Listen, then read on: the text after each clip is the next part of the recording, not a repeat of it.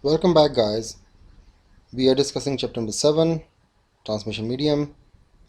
Earlier in the section we were discussing the guided medium, and we discussed about coaxial cables and test repair cables and a little bit about fiber optics cables. This section we will talk about fiber optic propagation modes. Current technology supports two modes, single mode and multi-mode.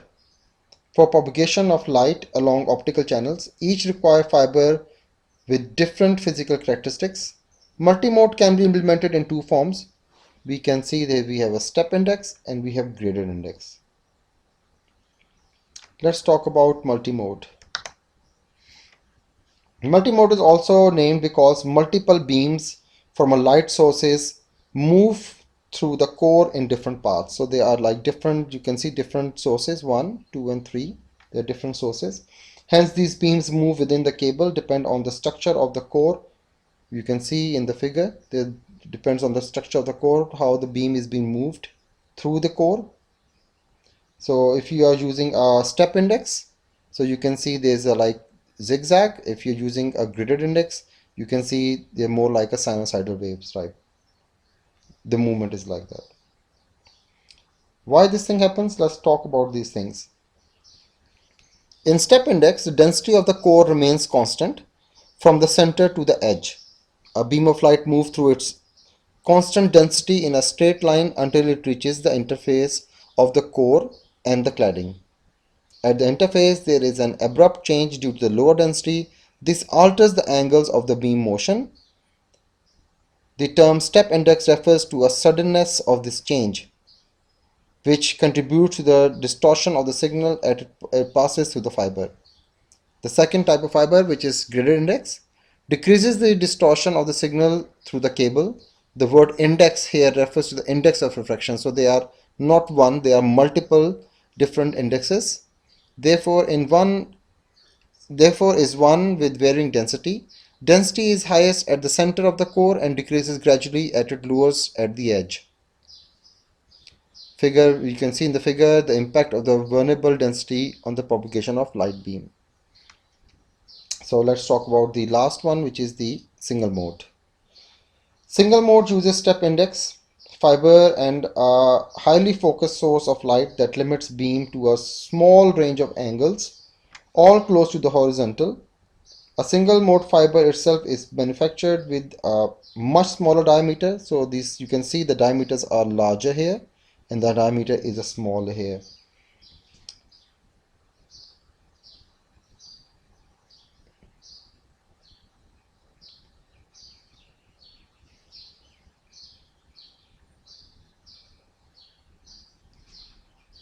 Single mode fiber itself is manufactured with a small diameter than that of multimode fiber with a substantial low density.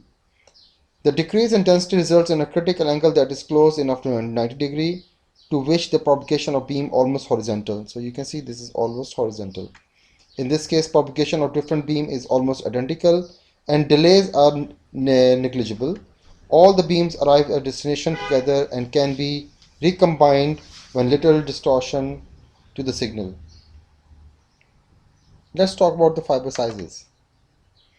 So we can see that these are the multi-mode cables and this is single mode.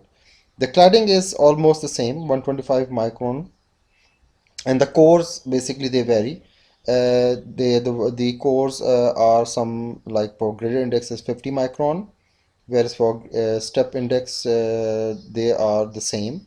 But you can see the multi-mode cables, they start from 150 though they goes to 100, but cladding remains the same. This is how you donate these cables. And the single mode fiber optic cables, they usually start from 5 till I think they goes till 12. So they are represented by 7 micron over here.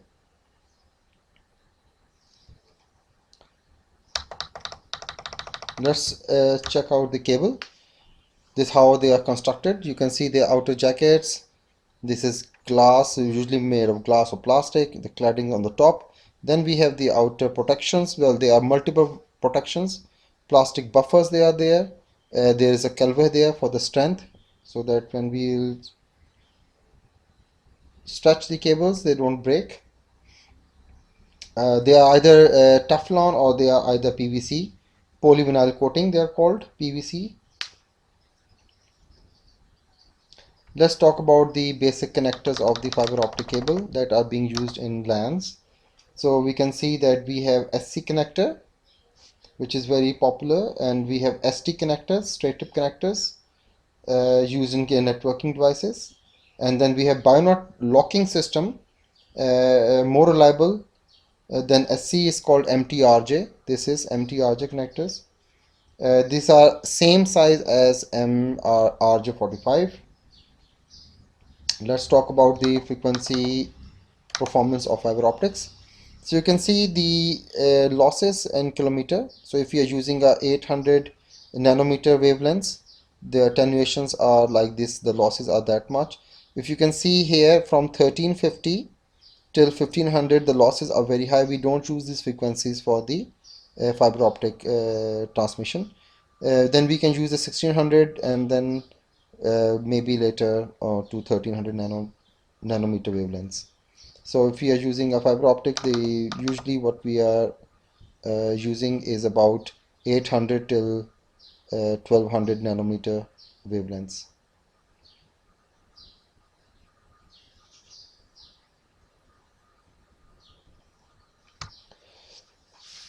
Let's talk about a little bit of advantages.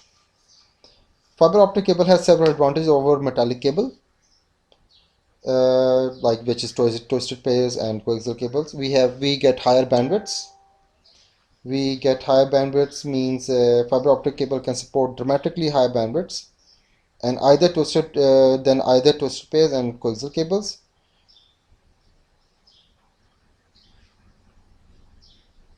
The data rates and bandwidth utilization over fiber optic cables are limited not just by the medium, but by the signal generation and reception technology available.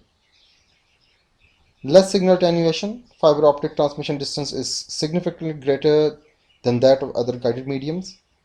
The signal can run to 50 km without requiring regeneration. We need repeaters after every 5 km for coaxial and twisted pairs. Well, we are more immune to signal attenuation. You can see the electromagnetic noise cannot affect fiber optic cables. Resistance to corrosive materials. Glass is more resistive to corrosive materials than copper.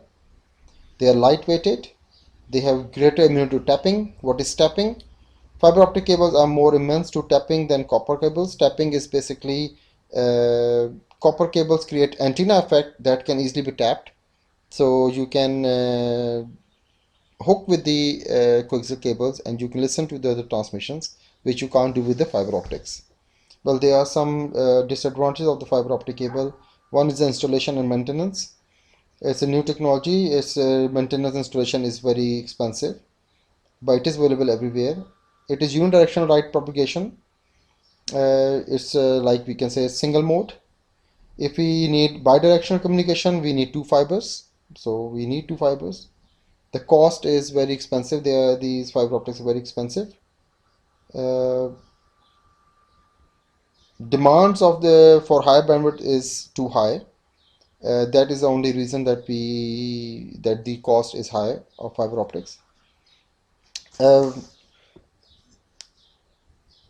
this is enough for today. We'll talk about the last section, unguided media, in the next slides, in the next lecture. Till then, see you. Take care. Bye.